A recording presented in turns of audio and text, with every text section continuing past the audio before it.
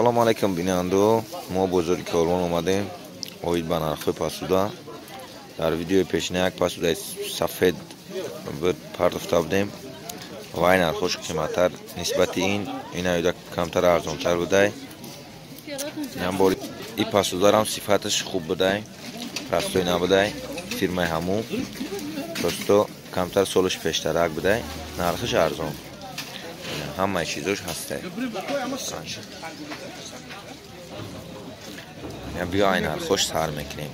این نرخ مثال این طریق کچکای این 6 تومان مایدکش بوده، هم صفت خوبش و کمتر کلانتر داشته 8 سم، باید کلانتر 12 سم، با کمتر کلانتر که باید بوده با 16 سم.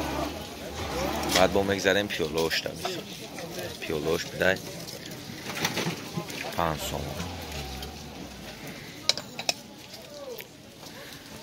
کسش بوده 12 تومان،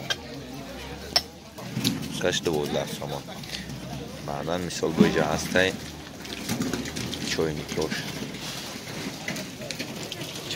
اینه این چوینیک اینه رزمیرش 30 تومان بوده.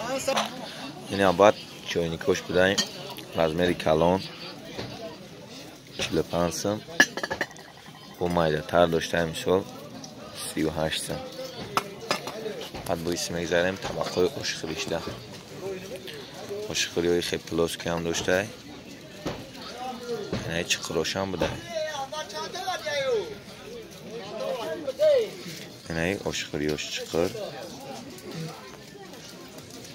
یا پلاسکیوش.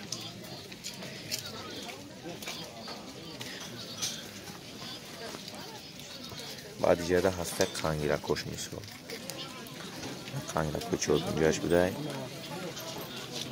پلوچ دستش بوده، خیدانه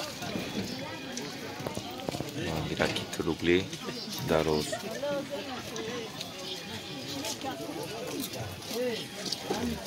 پلوچ میراجی 4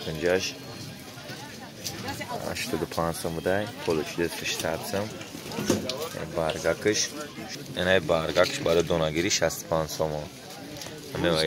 نه بعد میواگیرکوش بوده روگلی دروز، نرخش 60 سم، اینش 95 سم. اینه خی برادرو با تماشا بینم.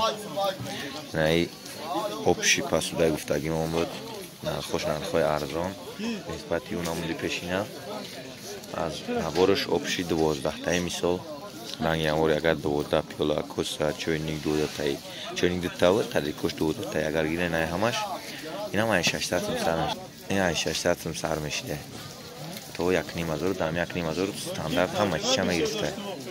میخواد با پیستا گیرکو داشته مثال بازی 15 سم، چکا گیرک داشته چکا سالاد پلا 10 تومان.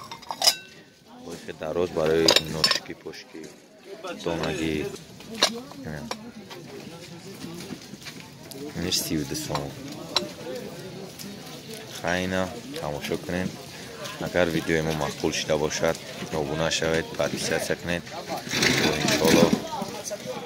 و انشالله چیزای نو پیش شما میگذاریم. انشالله با این پاسوزای نو برآمده باشه باشم انشالله ویدیو قدم پرتاییم. خیلی مقبول شده باشد پادیسیت کنید ابونه شوید.